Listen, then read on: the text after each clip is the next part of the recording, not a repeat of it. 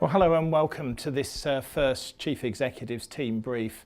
It's really appreciate this opportunity to share a little bit of time with you. Firstly, it's a happy new year for me, although I know many of you have been working incredibly hard over the Christmas and New Year period. And I'd start by saying a really big thanks for everything that you're doing, because I know you're working under really quite extreme pressures at the moment. And that involves everybody from frontline clinicians to managers to support staff, everybody who's helping to keep patients safe and keep the trust safe. I'd like to talk to you about the ward liaison officers, and this is a role that some of you know we first piloted in the Perfect Week last year, and we found it was really successful. And as you know, this is where members of our administrative teams, IT, finance, estates have been out on wards and providing a really helpful administrative function. This is just an opportunity for me to say to all of you, thanks very much for doing that. It's really making a difference to patients. We're getting some really good feedback. Just like any other A&E in the country, we have sort of a triple whammy. We have patients coming through the front end, which increases patients coming through. We have increased ambulance. We have problems with processing because of manpower. And we have problems at the back end, actually discharging patients, social care. So we're not unique, and that's what's happening all over the country. And one of the things we've discussed, as you're aware, is we want to have some short-term solutions. We're going to have some intermediate solutions. One of the things we've discussed was to actually have increased handover. So we've got an increased nurse to help us with handover, which is working very well. We've moved AEC from over in AMU to actually co-locate to A&E. Hopefully that will help.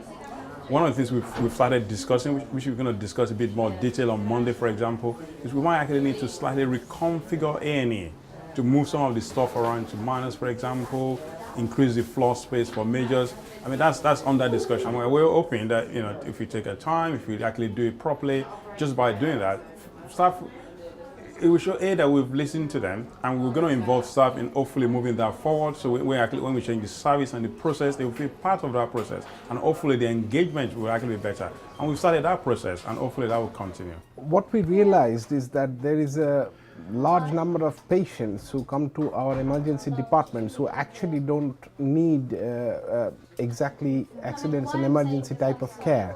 Sometimes a bit of senior medical decision making and putting them into the right disease pathways will prevent them from actually coming into hospital and waiting for beds. So we have now created this medical hub where we have a senior presence in ED for most of the working day.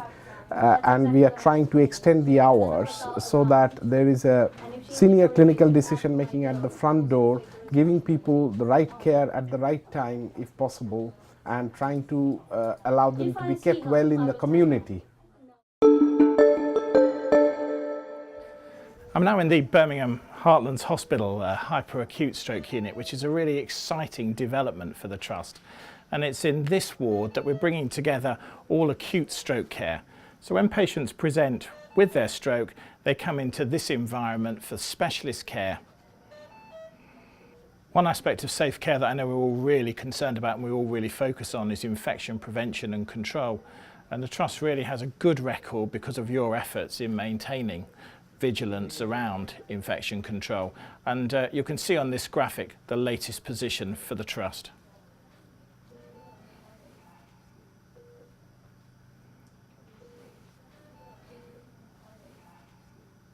Most of you have heard of surgical reconfiguration, but we know that there's still, if you like, confusion out there and people are not entirely sure what it's about and how they can find out more. We really would like you to get involved, and coming up on the slide now is how you can find out more and share your views with us.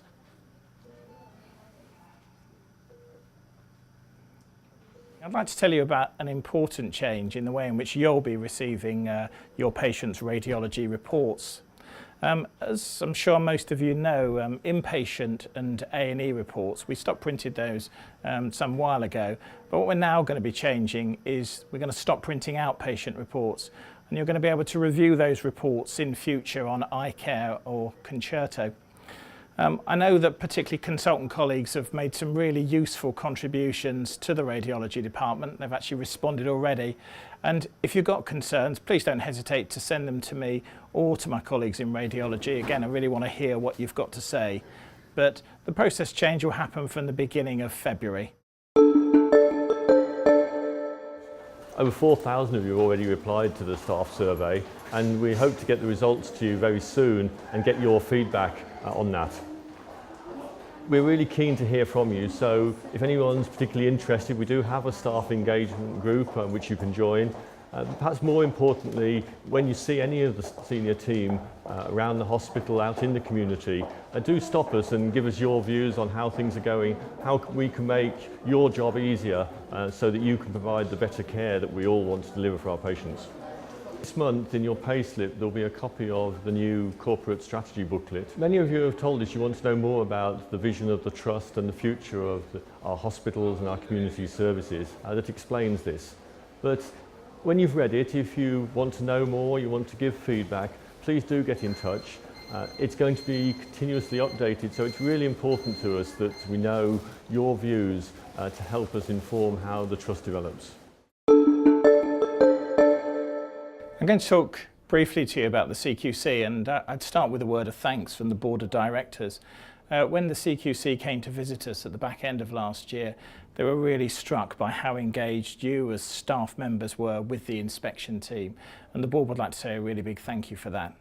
Obviously you want to hear about the outcomes of the CQC inspection, and we're hoping to receive their report at the end of this month. That will be published not only on the CQC's website but also the Trust website, and you'll have the opportunity to see in more detail some of the CQC's comments. But again, a really big thank you for me for what you did when the inspectors came to look at Heft.